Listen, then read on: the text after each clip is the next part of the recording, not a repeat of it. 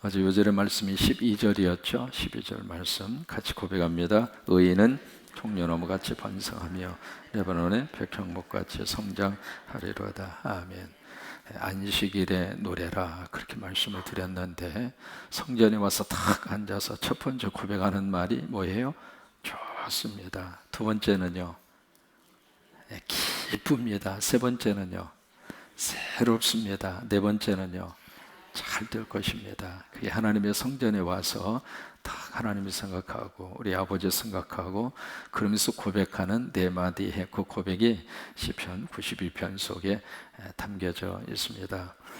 이제 93편도 같은 맥락에서 이렇게 이어지는 그 시 중에 하나입니다. 여러분, 오늘이 무슨 날인 줄 아세요? 빼빼로데이. 저기 제 의자 옆에 빼빼로가 지금 페달에 와 있어서 누가 이 새벽에 보내나 싶었더니 세상에 수정이하고 가희가 I love you, thank you. 서로 한번 해보실래요? 빼빼로데이가 사랑을 고백하는 날이라고 그러잖아요. I love you.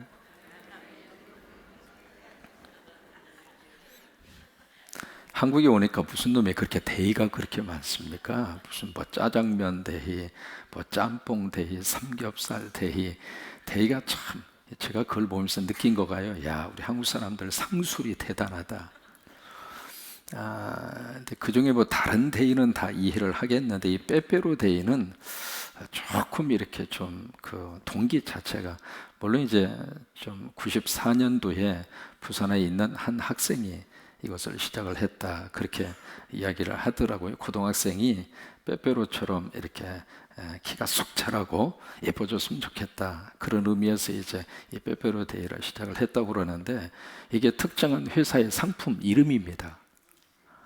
아시죠? 이게요, 전 국민이 그 상품 광고하는 날입니다, 오늘이. 그래서 1년 매출 가운데 오늘 최고의 매출을 올리는 날입니다. 근데 이게 참 묘해요. 그 순수한 우리 아이들의 마음속에 어느 한 특정한 회사가 자기 회사 제품을 팔아먹기 위한 상술로, 그래서 오늘이 되면은 각 학교마다 교실이 난장판이랍니다. 누구 줬네, 누구 안 줬네, 나는 하나 받았네, 누군 세 개 받았네. 그래가지고 학교 자체가요,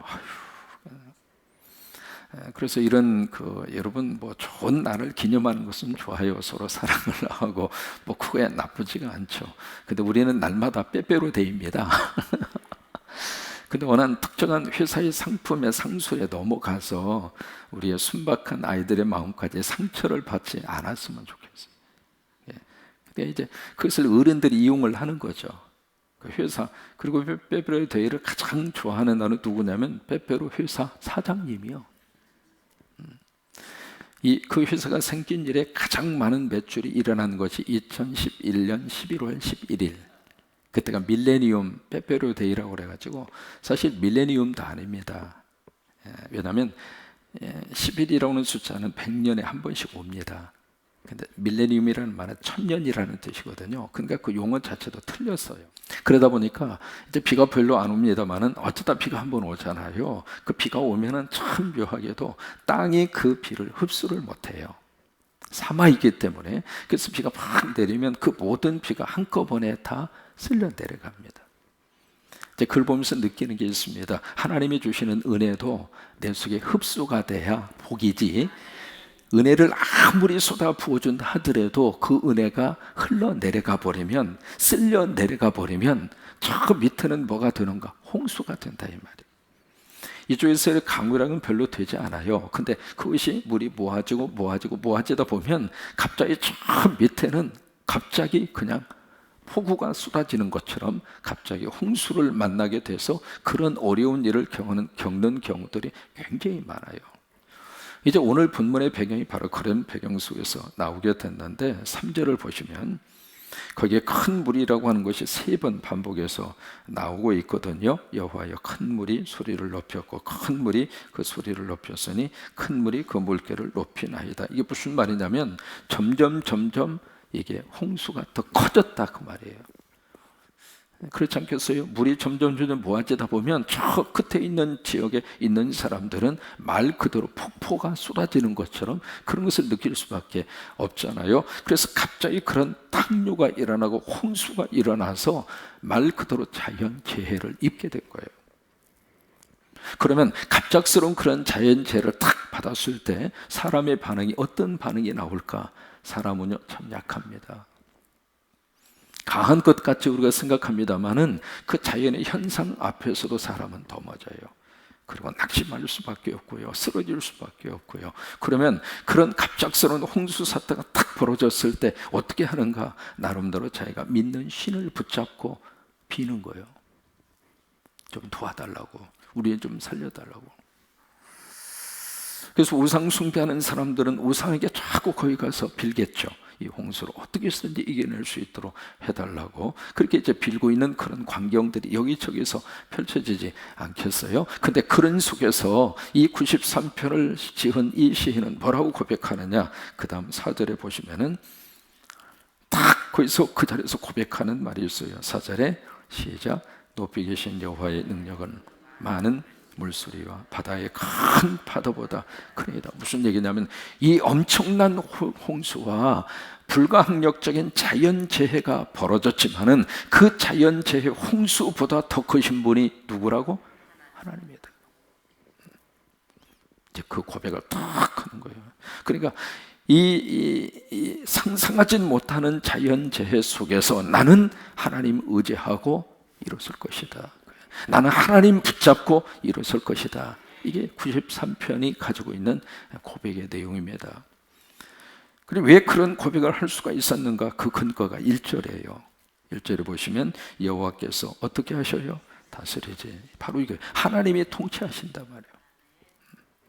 하나님이 자연도 통치하시고, 하나님이 우리 나라도 통치하시고, 하나님이 우리 개인도 통치하시고, 다른 것이 다스리는 것이 아니라, 누가 통치하고 누가 이것을 지배하고 있는 것이 아니라 내가 믿는 하나님이 통치하신다. 하나님이 다스리신다. 그러니 파도가 일어난다 할지라도, 물결에 친다 할지라도, 자연재앙이 온다 하더라도 그 속에서도 나는 하나님을 의지하고 살 것이다. 너무너무 멋진 신앙의 고백 아닙니까? 그냥 그 문제 속에 그냥 들어가서 하나님이 안 보이는 경우가 참 많습니다. 왜요? 문제가 더 커버리면 문제 속에 내가 묻히게 되는 거예요. 내가 믿었던 하나님도 안 보이고, 여러분 갑자기 건강에 문제가 딱 내 속에 들어오면 아픈 것밖에 생각을 안 하는 거하고 똑같은 거잖아요. 경제적인 어떤 힘든 문제가 부딪혀오면 그거밖에는 생각을 안 하잖아요. 그런데 오늘 93편에서는 아니라고 하는 거예요. 그 문제가 있다고 하는 것을 부정할 수는 없지만 그 문제보다 더 크신 하나님이 계신다 이 말이에요. 그 하나님이 그 자체를 통치하신다 그 말. 어제 이제 교도소 예배 제가 와서 2번째 어제 갔거든요. 꼭 그 시간에 같이 이렇게 예배를 종교 활동을 하는 것 같아요. 들어가는 입구를 하는데 이쪽으로 가면 불교, 쭉 가면 기독교, 왼쪽으로 가면 캐톨릭 그렇게 가요. 가서 대기실에서 딱 있으니까 신부님이 왔대야. 그래서 신부가 왔느냐고 그러면 신랑도 왔다고. 그래서 방문객 이것을 명찰을 받고 이렇게 쑥 들어가는데 좀 재미있는 걸 발견을 했어요. 뭐냐면 쭉 같이 이렇게 가다가 우측으로 쏙 들어가더라고. 뭐 하나 있게 싶어서 봤더니 거기는 불교인들이 들어가시더라고. 들어가는데 숫자가 얼마 안 돼. 그래서 얼마 안 되네 뭐. 왼쪽에 이제 이쪽에서 미사를 드리는 분도 숫자는 정확하게 모르지만 별로 안 되는 것처럼 보였어요. 그런데 우리 예배 드리는 분들은 그렇게 많아요. 거기 같은 찬양이라도 교도소에서 부르는 찬양은 가슴을 후려치더라고. 같은 기도라 하더라도 교도소 안에서 드리는 기도는 저 밑바닥에서 우러나오는 기도. 말씀을 증거하는데 아멘을 하는데 같은 아멘이라 할지라도 교회에서 터지는 아멘하고 감옥에서 터지는 아멘하고는 다르더라고요. 그분 한 분 한 분들을 보면서 여러 가지 많은 생각이 교차가 되더라고요. 머리가 하얀 분도 계시고, 앞에서 예배 인도하시는 분은 이거 목소리 자체가요, 예지가는 교인 뺨치는 목소리입니다. 그래서 아하, 저분은 보통 분이 아니구나. 이 목소리 자체만 들어보아도 얼마나 기도하고 얼마나 찬양을 했는가 그걸 느낄 수가 있잖아요. 그런데 그래서 성가대 짝서서 성가대 찬양도 하고 같이 예배를 드리는데 어제 예배 드리면서 그렇게 말씀에 집중하는 첫 번째 예배 때는 그렇지 않았거든요. 근데 어제는 굉장히 많이 이렇게 집중하는 것을 볼 수가 있었어요. 감옥이라 할지라도 하나님이 통치하시고, 그러니까 거기서 하나님을 만날 수 있다면 그 감옥은 그들에게 축복의 현장이 된다 이 말이죠. 그래서 이제 93편 속에서 여호와께서 다스리시니 스스로 권위를 입으셨도다. 여호와께서 능력의 옷을 입으시며 띠를 띠셨으므로 세계도 견고히 서서 어떻게 해요? 흔들리지 아니하리로다. 사람은 세 가지의 다스림을 받아요. 저처럼 내가 나를 통제합니다. 그렇잖아요. 사람은 자기가 자기 스스로를 다스려요. 그것을 뭐라고 말을 하는가? 마음을 다스린다. 그렇게 이야기를 하죠. 잠언 16장 32절에 보시면 자기 마음을 다스리는 자는 성을 빼앗는 자보다도 낫다. 그러니까 자기 마음을 다스릴 수 있어야 되잖아요. 내가 내 마음을 통치할 수 있어야 된다 그 말이에요. 텔레비를 보고 싶지만 공부해야지. 스스로가 통치를 해야 된다 그 말이에요. 자고 싶지만 새벽 기도 드려야지. 내 마음이 나를 통치해야 여기에 나올 수 있잖아요. 그러니까 내가 내 마음을 통치하고 내 마음을 다스려야 돼요. 세계적인 마라톤 대회 가운데 뉴욕 마라톤이라고 있습니다. 역사가 굉장히 오래됐죠. 보스턴 마라톤, 그 다음에 뉴욕 마라톤, 런던 마라톤, 세계적인 마라톤 대회 중에 하나인데 그 마라톤의 2007년도에 누가 거기에 출전을 했느냐면 지선아 사랑해의 주인공 이지선 자매, 그분이 거기에 출전을 했어요. 아시는 것처럼 이지선 그 자매 대학 졸업한 교통사고를 나고 전신 55% 화상을 입었잖아요. 그래서 견딜 수 없는 고통 속에서 계속 성형수술을 받았고 그렇게 해서 말 그대로 얼굴 자체 기억하시죠? 이지선 자매. 근데 그분이 그 마라톤 대회에 출전을 했는데 마라톤 뛸 수가 없습니다. 왜냐하면 피부 이식을 얼마나 많이 했는지 땀이 나오잖아요. 땀이 못 나. 이 피부가 다 이 이식을 다 해서 여러분 마라톤을 하는데 땀이 안 나면 사람이 어떻게 견디겠어요? 그런데 이분이 2007년도에 뉴욕 마라톤 대회에 출전을 해서 그래도 자신과의 싸움에서 자기가 자기를 통제하고 다스리면서 결국 완주를 합니다. 그때 7시간 35분 걸렸습니다. 왜 완주를 했는가? 자기는 자기 마음을 다스리고 싶었던 거예요. 자기와의 싸움이죠. 나와의 싸움에서 나는 지지 않을 것이다. 나는 이길 것이다. 여러분 새벽 기도와의 싸움에서 이기셨으면 좋겠어요. 잠과의 싸움에서 이기셨으면 좋겠어요. 그래서 정말 우리가 나 자신과의 싸움에서 이겨야 사람이 발전이 있습니다. 자꾸 지잖아요. 그러면 자꾸 발전이 후퇴할 수밖에 없어요. 두 번째, 우리는 마귀와 사탄의 다스림을 받습니다. 역대상 21장 1절에 보시면 사탄이 다윗의 마음을 다스려서 뭘 하게 하시는가? 인구 조사를 하게 합니다. 역대상 21장. 하나님이 인구 조사를 참 싫어했어요. 싫어한 이유가 있습니다. 숫자보다도 하나님을 더 많이 의지하도록. 이게 숫자라고 하는 게 참 묘한 속성을 가지고 있거든요. 그러니까 숫자를 우리가 마음속에 들으면 하나님이 안 보이는 거예요. 그래서 하나님은 철저하게 다윗에게 숫자 세지 말라, 인구조사하지 말라. 왜? 그 인구라고 하는 숫자 속에 하나님이 사라질까 두려워서 그런 거예요. 너는 사람을 의지하지 말고 하나님을 의지하라. 하나님 붙잡고 살아라. 하나님의 축복을 기대하고 살아라. 그러니까 사람 숫자 세지 말라. 그때 다윗이 마귀와 사탄의 통제를 받고 마귀와 사탄의 통치를 받고 다스림을 받고 인구조사를 해요. 하나님의 진노를 받게 됐죠.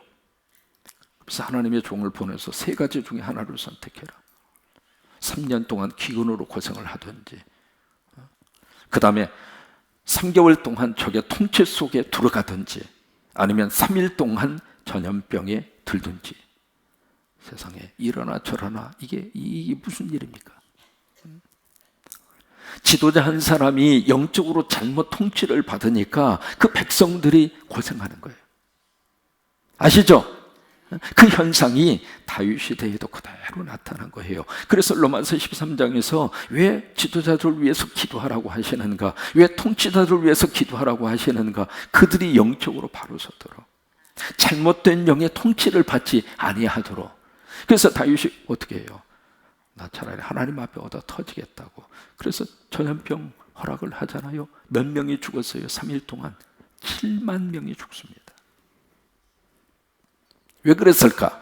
마귀와 사탄의 통치를 받아서 그래요. 여러분, 저와 여러분도 교회 신앙생활을 하면서 우리 교회도 마찬가지입니다. 숫자 노름에 빠지지 않았으면 좋겠어요. 숫자는 하나님이 주십니다. 많이 주실 수도 있고 아니면 그 숫자를 빼가실 수도 있고, 교인이 불어날 수도 있고 교인을 다른 데로 옮기실 수도 있고, 하나님의 소관이에요. 다만 중요한 것은 우리는 정말 하나님 붙잡고 살았으면 좋겠어요. 하나님 의지하고 살았으면 좋겠어요. 하나님의 거룩한 역사하심을 기대하고 살았으면 좋겠어요. 그러니까 마귀와 사탄의 통제를 받으면, 다스림을 받으면 그렇게 돼요. 세 번째로 하나님의 다스림을 받는 게 있어요. 하나님의 통치를 받는 거예요. 하나님의 다스림과 통치를 받는 것을 가르쳐서 성령 충만이라고 합니다. 성령으로 충만하면 하나님이 나를 통치하는 거예요. 하나님이 나를 다스리는 거예요. 여러분, 충만이라고 하는 말 제가 말씀을 드렸던 것으로 기억하는데, 이 충만은 여기에 컵에 있는 물이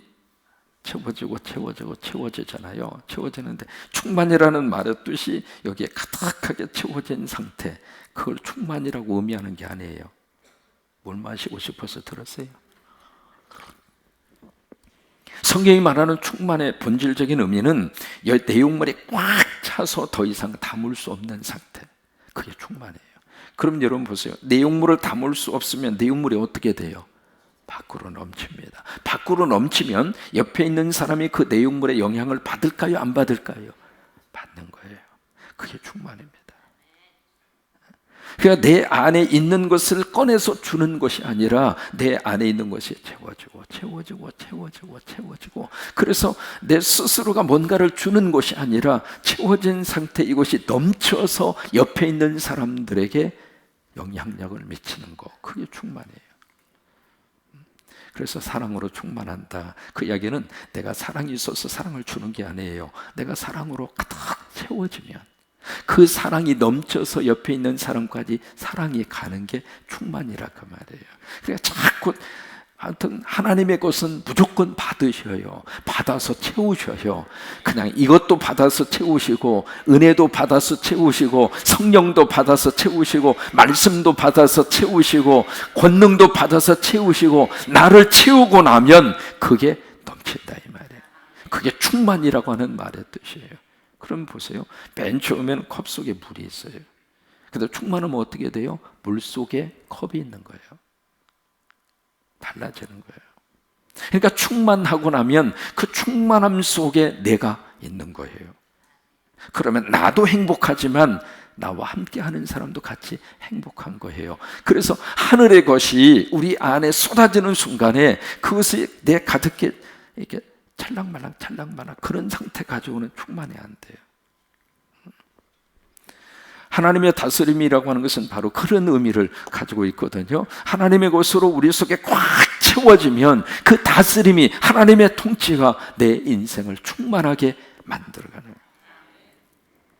이것을 믿음으로 선포하고 있는 것이 마태복음이에요. 여러분, 마태복음을 읽으시면서 그런 느낌이 드셨나 모르겠습니다. 마태복음은 예수 그리스도를 누구라고 소개하느냐면 왕으로 소개합니다. 동방박사로 딱 통원해 등장을 시켜서 예수가 누구냐? 왕이다.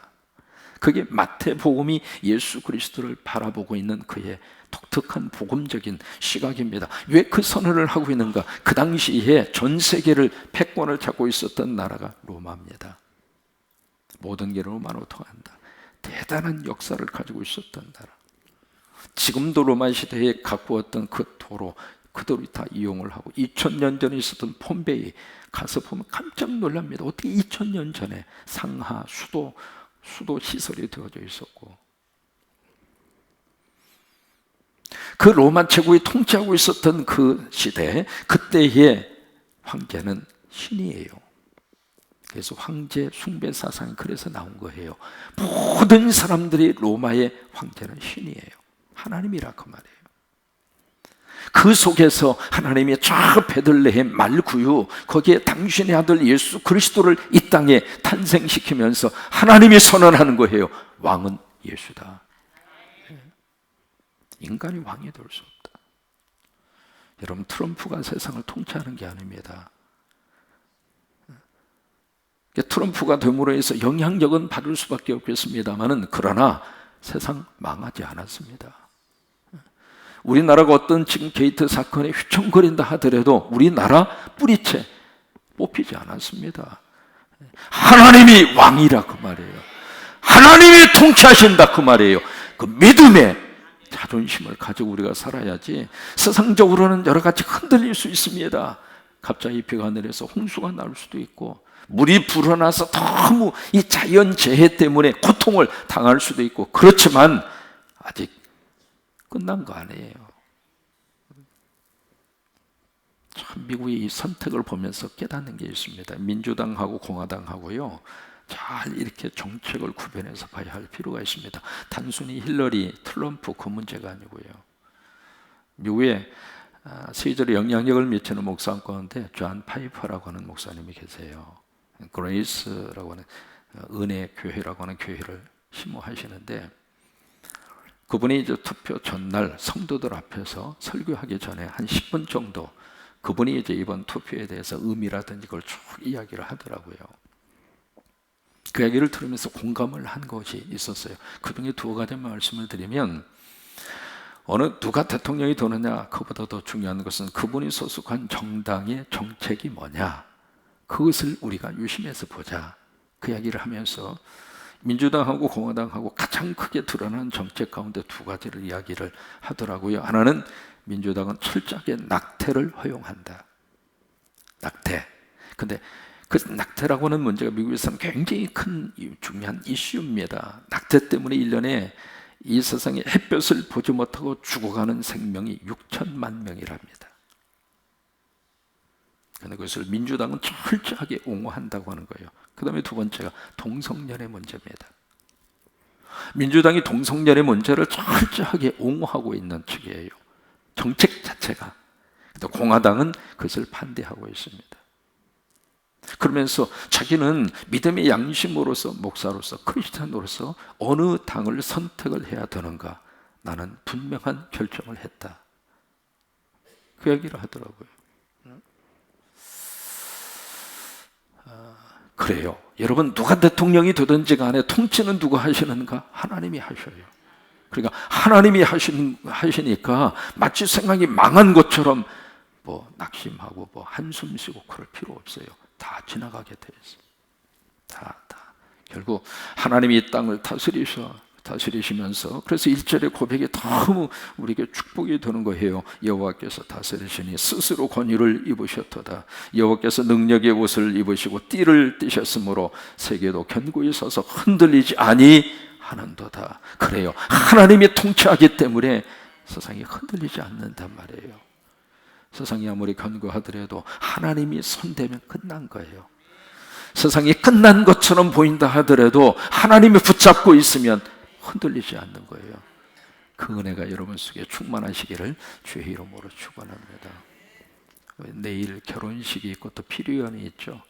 우리 박선영 권사님 아들 우리 우진이 결혼식이 있는데, 내일 교회에서 9시, 교회 버스가 9시에 출발한다고 그럽니다. 지난주 광고에 나가지 못할 것 같아서 말씀을 드립니다. 대전에 가실 수 있는 분은 내일 9시까지 교회로 오시면 교회 버스로 결혼식장으로 모시고 간다고 그러니까 그렇게 기억을 해 주시게 되기를 바랍니다. 어제까지 여러분 정확하게 이제 주보를 통해서 광고를 하겠습니다만은 바자회 궁금하잖아요. 얼마나 팔았을까? 이익은 얼마나 됐을까? 아직 정확하게 몇 원까지는 정확하게 좀 나오려면 조금 걸리겠습니다만 대충 해서 전체 매출은 약 9천만 원 정도 매출. 우리는 숫자가 커야 와 그러지. 전체 매출은 9천만 원 매출을 했고요. 이익금은 대략 얼마?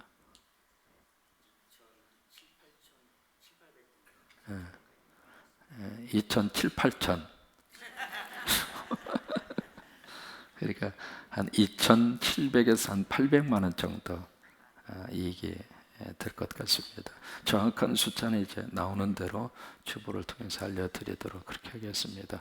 여러분 너무너무 애써주셔서 감사하고 이틀 동안 그만큼 매출이 올라가고 이익금을 낼 수 있다고 하는 것은 보통 일이 아닙니다. 서로 애쓰셨고요. 수고하셨고 감사합니다. 자, 우리 요절의 말씀 1절입니다. 시작. 여호와께서 다스리시니 스스로 권위를 입으셨도다. 여호와께서 능력의 옷을 입으시며 띠를 띠셨으므로 세계도 견고히 서서 흔들리지 아니하는도다. 네, 좀 깁니다마는 그래도 다시 한번 시작. 여호와께서 다스리시니 스스로 권위를 입으셨도다. 여호와께서 능력의 옷을 입으시며 띠를 띠셨으므로 세계도 견고히 서서 흔들리지 아니하는도다. 아멘.